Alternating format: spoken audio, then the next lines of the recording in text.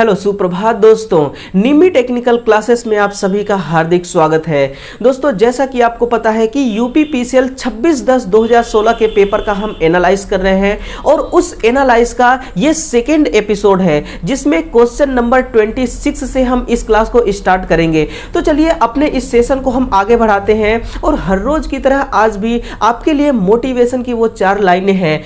हौसला अभी बाकी है, सपनों का घोंसला अभी बाकी है, लक्ष्य से कह दो अभी रुका नहीं हूं मैं, हार जीत का फैसला अभी बाकी है। दोस्तों वही स्टूडेंट वही विद्यार्थी हारता और जीतता है जो अपने सपनों के प्रति मेहनत करता है। देखिए हार उस स्टूडेंट को मिलता है जिसको छोटी मोटी सफलता नहीं बड़ी सफलता चाहिए, और जीतता वो स्टूडेंट है जो अपने सपनों के प्रति लगातार सच्चे लगन से मेहनत करता है। तो चलिए दोस्तों हम अपने इस सेशन को आगे बढ़ाते हैं। देखिए 26 नंबर का क्वेश्चन आपके सामने पधार चुका है। इस क्वेश्चन को पढ़िए और इसका आंसर दीजिएगा। पहला क्वेश्चन क्या है आपका कि करंट का कौन सा श्रेणी क्रम सही है। आपको बताना है कि करंट का कौन सा श्रेणी क्रम है वो सही है। तो चलिए हम स्टार्ट से देखते हैं कि करंट की सबसे छोटी यूनिट क्या होती है। तो इसका सबसे छोटी यूनिट होती है दोस्तों एटो एम्पियर, फिर इससे छोटी होती है फेमेटो एम्पियर, एटो एम्पियर और फेमेटो एम्पियर, फिर इससे बड़ी होती है पीको एम्पियर, फिर होती है नैनो एम्पियर, फिर इसके बाद माइक्रो एम्पियर और मिली एम्पियर। तो देखिए सबसे छोटी इसमें संख्या कौन सा है तो एटो एम्पियर, इसका मान होता है 10⁻⁻18 एम्पियर, और इसका मान होता है 10⁻⁻15 एम्पियर, और वहीं पर इसका मान होता है 10⁻⁻12 एम्पियर। फिर देखिए नैनो एम्पियर का मान होता है 10⁻⁻9 एम्पियर, और माइक्रो एम्पियर का मान होता है 10⁻⁻6 एम्पियर। वहीं पर देखेंगे मिली एम्पियर का मान होता है 10⁻⁻3 एम्पियर। अब देखिए दोस्तों जिसमें मान बहुत कम है, जिसके घात में मान बहुत कम है वो सबसे बड़ी संख्या मानी जाएगी, और जिसके घात में सबसे बड़ी माइनस में संख्या है वो सबसे छोटी होगी। एक एग्जांपल के माध्यम से समझते हैं। क्या आपने कभी यह सुना है कि पानी पेड़ पर चढ़ रहा है? ऐसा नहीं ना, क्योंकि ऐसे घटिया बात ऐसे कभी आपको सुनने को मिलेंगे ही नहीं जिसका कोई सिर ना हो, है ना, जिसका कोई सर पैर ना हो। तो ऐसे बात दोस्तों कभी नहीं होता है। देखिए ये जो सबसे बड़ी संख्या है माइनस में, जिस मान के घात में सबसे बड़ी माइनस संख्या वो सबसे अधिक ऋणी है, यानी कि जिसके सर पे सबसे अधिक कर्ज है ना वो सबसे गरीब इंसान है, और जिसके सर पे सबसे छोटा कर्ज है वो छोटा कर्ज है वो सबसे बड़ा माना जाएगा, यानी कि इनके मुकाबले ये बड़ा है। तो मिली एम्पियर बड़ा है, फिर आता है माइक्रो एम्पियर। तो आंसर आपका क्या होगा? Option number A, micro ampere छोटा है मिली एम्पियर से, या मिली एम्पियर बड़ा है माइक्रो एम्पियर से। ये सारे इसके मान हैं, आप इस मान को नोट कर लीजिए। और फिर भी आपको अगर नोट नहीं करना दोस्तों तो आपको ये टेलीग्राम पर इसका पीडीएफ मिल जाएगा, लेकिन जब आप खुद कलम चलाएंगे अपने नोटबुक पे ना तो उसका अनुभव दोस्तों आपको होगा, क्योंकि आप जब एग्जाम हॉल में बैठेंगे तो वहां पर आपको कलम ही चलाना होगा, वहां पर पीडीएफ आपका काम नहीं आएगा, है ना। अगला क्वेश्चन पढ़िए कि सिलिकॉन और जर्मेनियम पदार्थ का उपयोग कहां पर किया जाता है। तो बताइए सिलिकॉन और जर्मेनियम पदार्थ का उपयोग आप कहां पर करते हैं? पूर्ण इंसुलेटर के लिए, अर्ध इंसुलेटर के लिए, प्रतिरोध के लिए, या इनमें से किसी के लिए नहीं? तो ऑप्शन नंबर बी इसका करेक्ट होगा कि इनमें से कहीं पर नहीं करते हैं। क्या? इनमें से कहीं पर नहीं। तो फिर हम करते कहां हैं? जरा गौर से देखिए और इस तस्वीर को आप समझने की कोशिश करिएगा। यह तस्वीर आपको क्या सिखाना चाह रही है उसके बारे में जरा गौर से सुनिए। ये जो आपको चिप कार्ड दिखाई दे रहा है ये मोबाइल के मेमोरी कार्ड है और कुछ नहीं, चाहे वो मेमोरी कार्ड हो मोबाइल फोन का, चाहे वो मेमोरी कार्ड हो कैमरा का, है ना। दोनों का मेमोरी कार्ड बनाने के लिए आप किसको काम में लेते हैं? तो सिलिकॉन जैसे सेमीकंडक्टर को, है ना, सिलिकॉन जैसे सेमीकंडक्टर से मेमोरी कार्ड बनाते हैं। और इसके अलावा जब भी आपको ट्रांजिस्टर का निर्माण करना होगा, या फिर आईसी का, इंटीग्रेटेड सर्किट, या पीसीबी बोर्ड का, इन सभी के निर्माण के लिए आप मटेरियल को ही काम में लेते हैं। और जब आपको दोस्तों इस प्रकार की तस्वीर दिखाई जा रही है तो यह तस्वीर किसको बयां कर रही है? यह बयां कर रही है जर्मेनियम को, कि जो जर्मेनियम आपकी सेमीकंडक्टर पदार्थ होती है, इस जर्मेनियम से हम क्या बनाते हैं? Optical fibre cable. तो optical fibre optical fibre system में हम कहां प्रयोग करते हैं, जर्मेनियम का। इसके अलावा दोस्तों रात्रि के समय देखने वाले यंत्र में कुछ यंत्र ऐसे बनाए जाते हैं, आजकल की जो हमारी टेक्नोलॉजी है ना वो बिल्कुल दोस्तों दिन दोगुना रात चौगुना तरक्की कर रहा है, वो अपनी हर कदम पर अपने टेक्नोलॉजी को और अधिक स्ट्रॉन्ग बना रहा है ना। तो जर्मेनियम से हम क्या बनाते हैं, ऑप्टिकल फाइबर सिस्टम में इसका प्रयोग करते हैं, और रात्रि के समय देखने वाले यंत्र में भी हम जर्मेनियम जैसे पदार्थ का प्रयोग करके ही यंत्र बनाते हैं। और जो आपका सोलर सिस्टम होता है वहां पर भी, और इलेक्ट्रॉनिक सिस्टम में भी हम जर्मेनियम का प्रयोग करते हैं। आप गौर से सुनिएगा, ये जो आपको ऑप्टिकल फाइबर केबल दिखाई दे रहा है ये क्या करता है। ऑप्टिकल फाइबर केबल इस प्रकार का एक केबल है जिसके माध्यम से किसी भी डाटा को हम ट्रांसफर करते हैं प्रकाश के रूप में, क्योंकि हम चाहते हैं कि जो डाटा हम किसी केबल के माध्यम से लाइट के फॉर्म में ट्रांसफर कर रहे हैं ना, वो डाटा ड्रॉप ना होने पाए। कहने का मेरा मतलब यह है कि मान लीजिए मैं और आप फोन से बात कर रहे हैं, कॉलिंग पे, वॉइस कॉलिंग, मेरे मुंह से जो साउंड निकल रहा है ना, जो ध्वनि निकल रही है, उस ध्वनि का डेसिबल आप समझिए कि 10 डेसिबल के ध्वनि से मैं बोल रहा हूं, है ना। तो आप जब कान लगा के सुन रहे हैं अपने फोन से, तो आपको भी 10 डेसिबल का आवाज सुनाई देना चाहिए, तभी तो आपकी और मेरी जो कम्युनिकेशन है वो प्रॉपर तरीके से हो पाएगी, है ना। मान लीजिए ये केबल बीच में ड्रॉप करा देता और आपको आवाज बहुत कम सुनाई देती, मैं यहां से चिल्लाता रहता, तो क्या इस प्रकार से कम्युनिकेशन हो सकती है? तो नहीं हो सकती। इसीलिए दोस्तों इस प्रकार के केबल का प्रयोग किया जाता है। आप सामान्य केबल की तुलना में जब इसका बात करेंगे ना, तो सामान्य केबल में क्या होता है कि जो हम करंट पास कराते हैं सामान्य केबल में, तो केबल का इंटरनल रेजिस्टेंस के कारण वो करंट को ड्रॉप करा देता है, और आउटपुट में आपको उतना करंट गेन नहीं हो पाता जितना आपने इनपुट से भेजा था। तो इसलिए आप जर्मेनियम का प्रयोग करते हैं ऑप्टिकल फाइबर केबल बनाने के लिए। तो आप इन तस्वीरों से समझ गए होंगे कि इस तस्वीर को मैंने आपको किस उद्देश्य से आपके सामने रखा है। आगे बढ़िए, अगला क्वेश्चन है। और हां दोस्तों देखिए, चाहे आप किसी भी एंट्रेंस एग्जाम की तैयारी कर रहे हैं, चाहे आप किसी भी गवर्नमेंट जॉब की तैयारी कर रहे हैं, उस तैयारी के प्रति अपना एक योजना, एक प्लानिंग बनाइए। क्योंकि आप एक बार एक नजर उन लड़कों से मिलकर देखिए, एक बार उनसे पूछ कर देखिए, जो किसी भी, चाहे वो इसरो हो, डीआरडीओ हो, डीएमआरसी हो, ऑर्डिनेंस फैक्ट्री हो, किसी भी प्रकार के कंपटीशन एग्जाम को अगर वो क्वालिफाइड किए हैं, तो आप जब उनसे पूछेंगे कि कैसे आपने इन एग्जामों को क्वालिफाइड किया, तो वो उनके जुबान से एक ही शब्द निकलेगा कि हमारी एक प्रॉपर प्लानिंग थी और हमने उस प्लानिंग पे पूरा अपना फोकस बनाए रखा। और वही फोकस आपको भी बनाए रखना है, तब जाके दोस्तों सफलता मिलती है ना। वरना तो ऐसे क्वेश्चन हजारों लाखों की संख्या में आप ऐसा सॉल्व कर लेंगे, लेकिन जब तक आपकी कोई प्लानिंग नहीं होगी ना, तो आपके मेहनत का कोई असली रंग नहीं आएगा। मेहनत कर रहे हैं आप, तो मेहनत का रंग भी आना चाहिए, है ना। तो आप मेहनत करिए, बिल्कुल मेहनत का रंग आएगा, लेकिन प्लानिंग के साथ करिएगा। क्वेश्चन नंबर देखिएगा 28 क्या कह रहा है।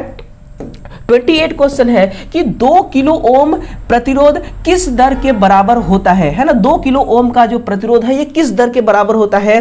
तो देखिए 2 किलो, के का मतलब क्या होता है 1000 ओम, है ना। के का मतलब होता है 1000 ओम। जब 2 को आप 1000 से मल्टीप्लाई करेंगे तो कितना आ जाएगा 2000 ओम, और यही आपका आंसर है ऑप्शन नंबर बी 2000 ओम। देखिए दोस्तों, जो प्रतिरोध होता है, इस प्रतिरोध का क्या काम होता है।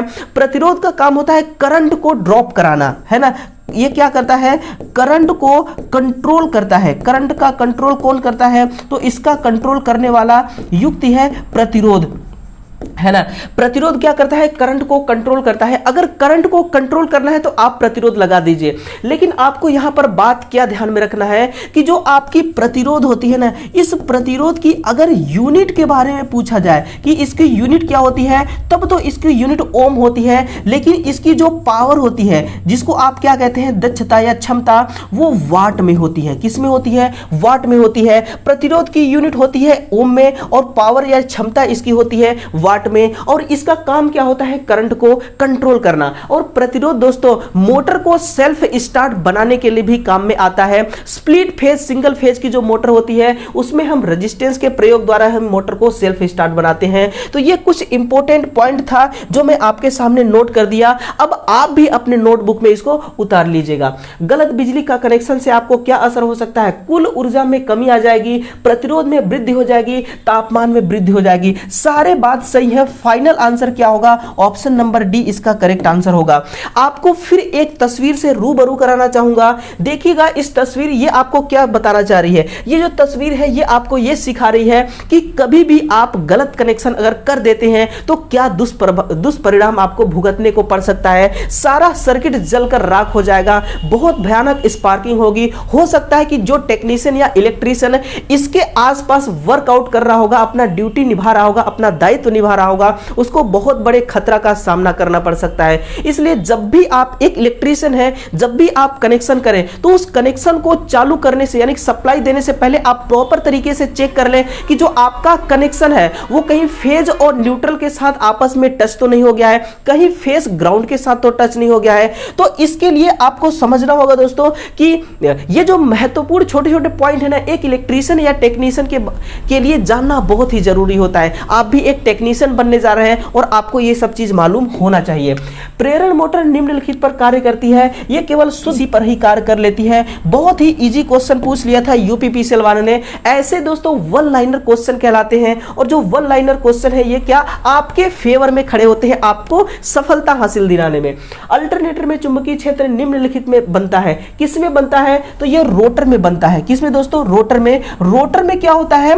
फील्ड वाइंडिंग होती है ना, रोटर में ही फील्ड वाइंडिंग होती है और उसी फील्ड वाइंडिंग में हम फील्ड कॉइल लपेटे होते हैं। इसमें आप गौर से देखिएगा, हाँ ये जो आपको दिखाई दे रहा है, ये जो आपको सिलिंड्रिकल पोल आकार का ये जो आपको शाफ्ट पे एक इंस्टॉल खांचे दिखाई दे रहे हैं, इसी पे हम फील्ड वाइंडिंग करते हैं। इस फील्ड वाइंडिंग का काम क्या होता है? चुंबकीय क्षेत्र उत्पन्न करना है ना, घूमने वाला चुंबकीय क्षेत्र उत्पन्न करना। और यहां पर आप देखेंगे दोस्तों तो ये क्या है? कम्यूटेटर सेगमेंट है। और इन कम्यूटेटर सेगमेंट में देखिए, हर एक कम्यूटेटर सेगमेंट पे फील्ड वाइंडिंग का एक ही तार कनेक्ट है। यहां पर आप देख पा रहे होंगे तो फील्ड वाइंडिंग का एक ही तार इस पर कनेक्ट होता है। और कनेक्ट करने के लिए हम किसका प्रयोग करते हैं? तो नोट करिएगा, हम प्रयोग करते हैं कोल्ड राइजर सोल्डर का। किसका? Cold riser solder. नोट कीजिएगा, कोल्ड राइजर सोल्डर का हम प्रयोग करते हैं। और इस सोल्डर के द्वारा हम क्या करते हैं कि जो फील्ड वाइंडिंग का कनेक्टिंग पॉइंट है उसको कनेक्ट कर देते हैं हम इस हार्ड ड्रॉन कॉपर से बना कम्यूटेटर के एक सेगमेंट से। एक सेगमेंट से केवल एक ही तार कनेक्ट करते हैं। अब यहां पर समझिएगा, जो आपका हॉट ड्रॉन कॉपर है इसी से क्यों कम्यूटेटर बनाया जाता है? हम चाहते हैं कि जो आपकी अल्टरनेटर अंदर जितना पावर जनरेट कर रही है वो टोटल पावर आपको आउटपुट में मिल जाए। यानी कि इस कम्यूटेटर सेगमेंट के द्वारा जो हम पावर को ट्रांसमिट कर रहे हैं आउटपुट के लिए, तो वो पावर जो है वो पावर ड्रॉप न होने पाए। इसलिए दोस्तों हार्ड ड्रॉन कॉपर से हम क्या बनाते हैं? बस बार का भी निर्माण करते हैं, क्योंकि बस बार के एक साइड से जनरेटर से कनेक्ट, बस बार का एक तरफ सिंक्रोनाइजिंग जनरेटर से कनेक्ट होता है जहां से पावर जाती है, और दूसरी तरफ बस बार कनेक्ट होती है फीडर से। यानी कि जो सिंक्रोनाइजिंग इंजन होता है वहां से पावर ट्रांसफर हो रही है किसी बस बार के माध्यम से और फीडर तक जा रही है। हम चाहते हैं कि वोल्टेज हो या पावर हो, करंट हो, कोई भी ड्रॉप ना हो। इसके लिए हम हार्ड ड्रॉन कॉपर का प्रयोग करते हैं और वही कॉपर यहां पर भी प्रयोग में लिया जाता है। तो यह है आपका टोटल डिटेल्स इस फील्ड वाइंडिंग से रिलेटेड। आगे बढ़िएगा और अगला क्वेश्चन का आंसर दीजिएगा। हाँ, क्वेश्चन नंबर देखिए 32 है। एक सोलेनॉइड डबल कॉइल का प्रयोग करता है, तो इस स्थिति में इसकी कॉइल क्या कहलाती है? इसकी कॉइल क्या कहलाती है? तो हम इसको पुश इन होल्ड आउट के नाम से जानते हैं। हम इसको क्या जानते हैं? किस नाम से? पुश इन होल्ड आउट के नाम से जानते हैं। फिर आपके सामने एक तस्वीर रखना चाहूंगा और इस तस्वीर से आपको रूबरू कराना चाहूंगा। देखिए दोस्तों, आपके पास यूं समझिए कि आप एक एक्सपेरिमेंट कर रहे हैं आकर्षण और प्रतिकर्षण गुण का। तो आपको एक्सपेरिमेंट में किन किन चीजों का ध्यान रखना होगा? सबसे पहला आपने क्या किया? कॉपर का एक वायर लिया। उस वायर को आपने क्या किया कि किसी भी माध्यम का प्रयोग नहीं किया, हवा में उसको एक कॉइल राउंड का रूप दे दिया। और राउंड रूप देने से यहां पे देखिए निगेटिव और पॉजिटिव यानी कि डीसी सप्लाई से आपने इस कॉइल को कनेक्ट कर दिया। डीसी सप्लाई से कॉइल कनेक्ट कर दिया तो यहां पे एन पोल जनरेट हो गया और यहां पे एस पोल जनरेट हो गया। अब चुंबक का एन और एस पोल तो जनरेट हो गया, लेकिन जो चुंबकीय लाइंस है वो एन से एस की ओर जाना चालू कर देती हैं और ये बड़े ही आराम से जा सकती हैं, क्योंकि अभी किसी भी मटेरियल में इस कॉइल को हमने नहीं लपेटा है, इसका मतलब इसके बीच में क्या है, एयर, तो इसको हम एयर सोलेनॉइड कहेंगे। एयर सोलेनॉइड में क्या होता है, रिलक्टेंस का मान बहुत कम होता है। नोट कीजिएगा, इसमें जो रिलक्टेंस होती है ना, इसका मान होता है बहुत ही कम। और रिलक्टेंस का काम क्या होता है, जो चुंबकीय लाइंस गति कर रही हैं एन से एस की तरफ, इसको गति करने से प्रभावित नहीं करती हैं, इसीलिए आराम से गति कर लेती है। इसीलिए कहा जाता है एयर सोलेनॉइड की जो आकर्षण करने की शक्ति होती है वो बहुत अधिक होती है। फिर हमने क्या किया, एक और एक्सपेरिमेंट करने का सोचा। वो एक्सपेरिमेंट इस बार मान लीजिए, ये जो आपको एक सिलेंडर का आकार दिखाई दे रहा है, इसको आप यूं समझिए ये एक कास्ट आयरन है। आप समझिए ये क्या है, एक कास्ट आयरन। और कास्ट आयरन में हमने क्या किया, इसी कॉइल को उठा करके लपेट दिया और यहां पे पॉजिटिव और माइनस, यहां पे प्लस और माइनस से एक बैटरी से कनेक्ट कर दिया। और कनेक्ट करने के बाद जैसे ही सप्लाई इस हमने कॉइल में दिया, सोलेनॉइड कॉइल में, इसमें भी उसी प्रकार से एक चुंबकीय क्षेत्र उत्पन्न हो गया और एन से एस की तरफ चुंबकीय क्षेत्र गति करना स्टार्ट कर दे। लेकिन जो कास्ट आयरन होता है इसका रिलक्टेंस बहुत अधिक होती है, और रिलक्टेंस अधिक होने से क्या होता है, आपको पता है कि जो चुंबकीय लाइंस है ना, इसको गति करने से रिलक्टेंस रोकती है, गति नहीं करने देती। इसलिए इसमें आकर्षण जो गुण होते हैं ये बहुत ही कम होते हैं। तो आपको समझ में आ गया होगा कि आकर्षण गुण किसमें अधिक होता है और किसमें कम होता है। अगला क्वेश्चन से मिलिए, ऑयल से लबालब ट्रांसफार्मर में ऑयल का मुख्य कार्य क्या होता है, केवल तापावरोधन, केवल स्नेहक, या शीतलन तथा तापावरोधन। सॉरी, इसको कट कर लीजिए, यहां पे लिखेगा स्नेहक, है ना, यहां पर लिख लीजिएगा स्नेहक शीतलन की जगह पे। तो स्नेहक तथा तापावरोधन के लिए हम ऑयल का प्रयोग करते हैं। स्नेहक को हम बारीकी से समझते हैं, क्योंकि बारीकी से समझेंगे तभी आपके एग्जाम में आपका कॉन्सेप्ट जो है वो क्लियर हो पाएगा। देखिए दोस्तों, कोई भी ट्रांसफार्मर होती है और ट्रांसफार्मर में इस प्रकार की वाइंडिंग होती है। जब आप ध्यान से देखेंगे तो दो टर्न के बीच में आपको क्या नजर आ रहा है, जो एयर गैप है ना, वही नजर आ रही है।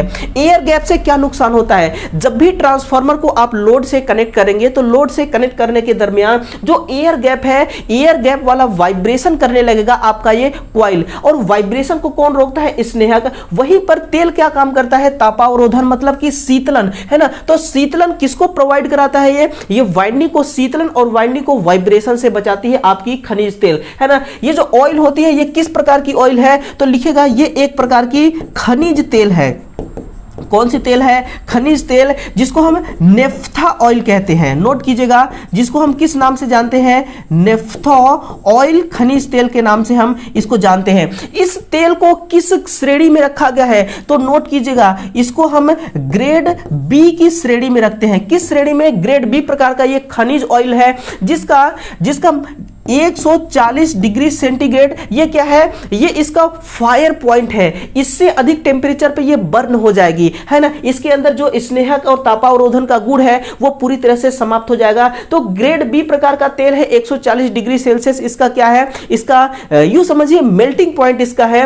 और 140 डिग्री सेल्सियस पे ये क्या हो जाती है, खराब हो जाती है। और लिखेगा 658 केल्विन तापमान पर, कितना, 658 केल्विन तापमान पर ये डीकंपोज हो जाती है। क्या हो जाती है दोस्तों, ये डीकंपोज हो जाती है। और डीकंपोज होने पर ये क्या करती है, विभिन्न प्रकार की गैसों का उत्पादन करने लगती है। और विभिन्न प्रकार की जो गैस होती है, उन गैसों में से 70% गैस हाइड्रोजन गैस होती है। और ये जो हाइड्रोजन गैस है, इसी हाइड्रोजन गैस से आपका बुखोल्ज रिले ऑन हो जाती है। और वो रिले आपको ये बताती है कि ट्रांसफार्मर के अंदर हीट अत्यधिक हो चुकी है, आप ट्रांसफार्मर को लोड से डिस्कनेक्ट कर दीजिए या ट्रांसफार्मर को ऑफ कर दीजिए। दोबारा सुनिएगा, जो आपका ऑयल है ये खनिज तेल होता है, जिसका नाम होता है नेफ्था ऑयल। और इसको हम ग्रेड बी की श्रेणी में रखते हैं, जिसका फायर पॉइंट है 140 डिग्री सेंटीग्रेड, है ना। ये 658 केल्विन तापमान पर डीकंपोज हो जाती है। और डीकंपोज होने पर विभिन्न प्रकार की गैसों का उत्सर्जन करने लगती है। उन गैसों में से 70% गैस हाइड्रोजन गैस होता है। और इसी हाइड्रोजन गैस से आपका बुखोल्ज रिले ऑन हो जाती है। और वो इंटरनल फॉल्ट को बताती है कि ट्रांसफार्मर के अंदर इंटरनल फॉल्ट क्या हो चुका है कि आपकी ट्रांसफार्मर ओवर हीट हो चुकी है।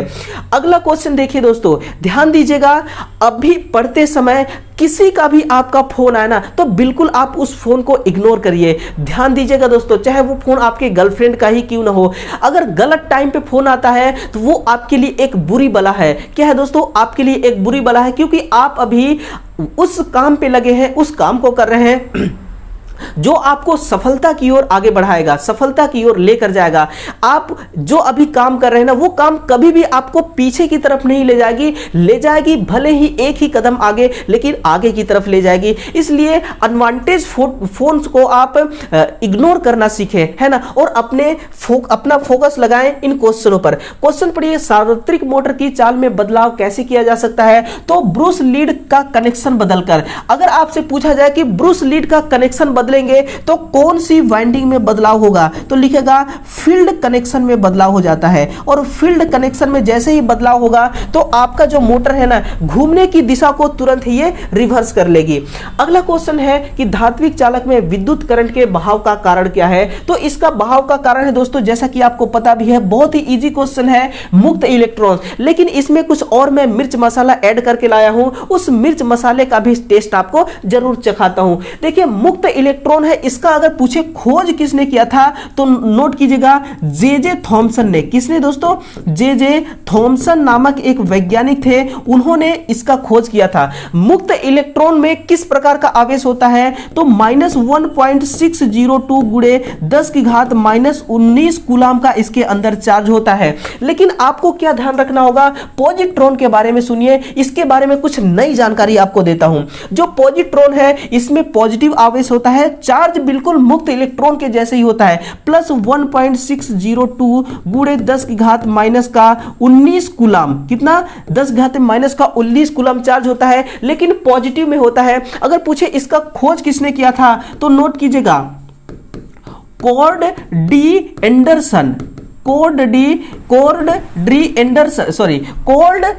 एंडरसन ने इसका खोज किया था, और इसका भी आवेश मुक्त इलेक्ट्रॉन के जैसा ही होता है। देखिए, जो आपका पॉजिट्रॉन है ना, मुक्त इलेक्ट्रॉन चक्रीय रूप में अपना एक चक्कर पूरा कंप्लीट करता है और विद्युत धारा का प्रवाह कराता है, ये मुक्त इलेक्ट्रॉन है। लेकिन जो आपका पॉजिट्रॉन है, ये हाफ साइकिल कंप्लीट करता है, फिर वापस आ जाती है, फिर हाफ साइकिल कंप्लीट करती है, फिर वापस आ जाती है। यानी कि इसका जो चक्रण होता है ना, इसका चक्रण हाफ होता है ना। पॉजिट्रॉन का जो चक्रण होता है वो हाफ चक्र होता है, हाफ चक्र में ही ये अपनी साइकिल कंप्लीट कर लेती है। यानी कि साइकिल पूरी कंप्लीट नहीं करती, आधी दूर तक जाती है, फिर वापस आ जाती है, फिर आधी दूर जाती है, फिर वापस आ जाती है। लेकिन जब भी आपका जो पॉजिट्रॉन है, नोट कीजिएगा, जो आपकी पॉजिट्रॉन है और जो आपका इलेक्ट्रॉन है, जब भी ये आपस में भिड़ते हैं तो आपस में भिड़ने पर ये पूरी तरह से दोनों के दोनों कण नष्ट हो जाते हैं, और नष्ट होने पर एक गामा किरण, कौन सी किरण का निर्माण होता है? गामा किरण। अगर पूछे किस रूप में निर्माण होता है, नोट कीजिएगा, ये फोटोन एनर्जी के रूप में। किस रूप में दोस्तों? ये फोटोन एनर्जी के रूप में ये गामा किरणें उत्पन्न करती हैं, और जब भी पॉजिट्रॉन और इलेक्ट्रॉन मिलते हैं आपस में ये भिड़ जाते हैं, और भिड़ते ही ये दोनों के दोनों नष्ट हो जाते हैं। लेकिन जो पॉजिट्रॉन और मुक्त इलेक्ट्रॉन होते हैं ना, देखिए, पॉजिट्रॉन और मुक्त इलेक्ट्रॉन का जो वजन होता है वो भी बिल्कुल एक समान ही होते हैं। तो कई सारे इसमें दोस्तों मैचिंग करने वाले पॉइंट हैं, इसको भी आप मैच कर लीजिएगा। देखिएगा, इस चित्र को देखिए, ये एक केबल का टुकड़ा है। इस केबल के टुकड़े से आप क्या समझते हैं? ये केबल का टुकड़ा है, ये जो आपको रेड कलर का प्लस साइन दिखाई दे रहा है ना, ये क्या है? ये है दोस्तों एक आयंस। देखिए, जब भी कोई केबल का टुकड़ा होता है ना, तो उसको जब किसी सप्लाई से कनेक्ट हम नहीं किए होते हैं, उस समय भी इसमें इलेक्ट्रॉन और प्रोटॉन होते हैं। तो उस कंडीशन में क्यों नहीं करंट का प्रवाह होता, इसको आप इस लॉजिक को समझिए। देखिए क्या है, ये एक मुक्त आयंस है, इसमें जितने इलेक्ट्रॉन की संख्या है उतने ही प्रोटॉन की संख्या है, इसमें बिल्कुल बैलेंस है। और जब तक ये अनबैलेंस नहीं होगा तब तक इलेक्ट्रॉन गति नहीं करेंगे, और इलेक्ट्रॉन जब गति नहीं करेंगे तो करंट का प्रवाह नहीं हो सकता। बस यही कारण है कि स्वतंत्र अवस्था में ये विद्युतीय रूप से उदाहरण उदासीन होते हैं। जैसे ही हमने इसको एक बैटरी से कनेक्ट किया, यूं समझिए हमने इसको एक बैटरी से इस प्रकार से कनेक्ट कर दिया। बैटरी से कनेक्ट करने पर क्या होते हैं, ये जो आयंस है इसके अंदर जो निगेटिव आवेश वाले कण है इसको इसने रिलीज कर दिया, आउट कर दिया। ये यूटी का मतलब समझिए आउट, बाहर निकाल दिया। और जब बाहर निकाल दिया तो हमने एक बैटरी से इसको कनेक्ट कर रखा है और बैटरी से कनेक्ट करने पर इसने क्या किया, एक पर्टिकुलर अपना एक रास्ता चुन लिया। इलेक्ट्रॉन ने एक पर्टिकुलर रास्ता चुन लिया और उसी रास्ते से केबल के माध्यम से ये फ्लो होना स्टार्ट हो जाता है और करंट का प्रवाह होना भी शुरू हो जाता है। तो इस प्रकार से दोस्तों जो केबल होती है सामान्य अवस्था में करंट का प्रवाह नहीं कराती है। अगला क्वेश्चन है, बैटरी का प्रयोग किस कार्य के लिए किया जाता है? तो बैटरी का प्रयोग विभवांतर को बनाए रखने के लिए।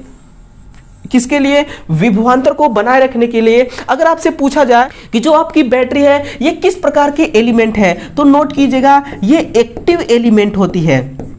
ये कौन सी एलिमेंट है? नोट कीजिएगा ये एक्टिव एलिमेंट के श्रेणी में इसको रखा गया है। और एक्टिव एलिमेंट भी दो प्रकार के होते हैं, एक डिपेंडेंट सोर्स, नोट कीजिएगा, एक होती है डिपेंडेंट सोर्स और दूसरा होता है इनडिपेंडेंट सोर्स।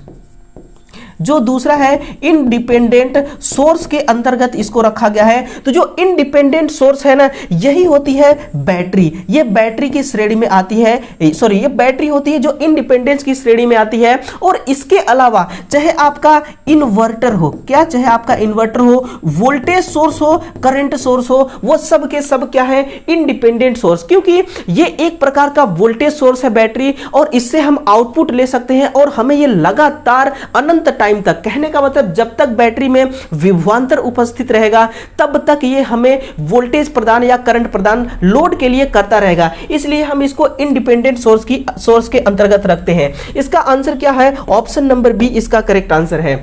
देखिए अगला क्वेश्चन है, किसी कॉइल का कॉइलिंग रेजिस्टेंस वृद्धि कैसे किया जा सकता है? बहुत ही सिंपल क्वेश्चन है दोस्तों। इसका आंसर होगा फाइन तार का प्रयोग करके। फाइन का मतलब होता है पतला तार, टर्न की संख्या बढ़ा करके। जब भी आप टर्न की संख्या बढ़ाने की बात सुनते हैं ना, तो टर्न की संख्या बढ़ाते हैं तो तार का रेजिस्टेंस बढ़ जाता है, सॉरी लंबाई बढ़ जाती है। लंबाई बढ़ने से क्या होता है, रेजिस्टेंस का मान बढ़ने लगता है ना, क्योंकि L समानुपाती R होता है, L बढ़ाने से R बढ़ने लगता है। तो आंसर क्या होगा? ऑप्शन नंबर डी इसका करेक्ट आंसर होगा कि ए और बी दोनों बात बिल्कुल सत्य है। वहीं पर अगला क्वेश्चन देखिए, करंट वाहक चालक पर इंसुलेशन देने का प्रयोजन क्या होता है? तो करंट के झटका से ये हमें सुरक्षा प्रदान करती है और करंट लीकेज होने से रोकती है। यानी कि ऑप्शन नंबर इसका डी करेक्ट आंसर हो गया कि ए और बी दोनों सही आंसर है। देखिए दोस्तों, जब भी किसी वायर में, किसी नंगे तार में, चाहे वो कॉपर का हो, एल्यूमिनियम का हो, उस पर हम जब इंसुलेशन चढ़ा देते हैं ना, तो उसकी कॉस्टिंग बढ़ जाती है क्योंकि इंसुलेशन बहुत महंगी होती है। तभी कहते हैं कि ओवरहेड ट्रांसमिशन लाइन के तुलना में जो आपकी अंडरग्राउंड ट्रांसमिशन लाइन होती है ना, वो अधिक महंगी होती है, अधिक खर्चीली होती है। किसी प्रतिरोध का एक्यूरेट मान नापने के लिए निम्नलिखित में से किस सिस्टम का प्रयोग करते हैं? तो आप व्हीट स्टोन सिस्टम का प्रयोग करते हैं, है ना। ये 1 किलो ओम से लेकर के 1 मेगा ओम तक के प्रतिरोध का मापन कर सकता है। लेकिन जब आपसे पूछा जाए कि बताइएगा डबल व्हीट स्टोन के बारे में, है ना, कौन सी व्हीट स्टोन दोस्तों? डबल व्हीट स्टोन सिस्टम के बारे में जब आपसे पूछे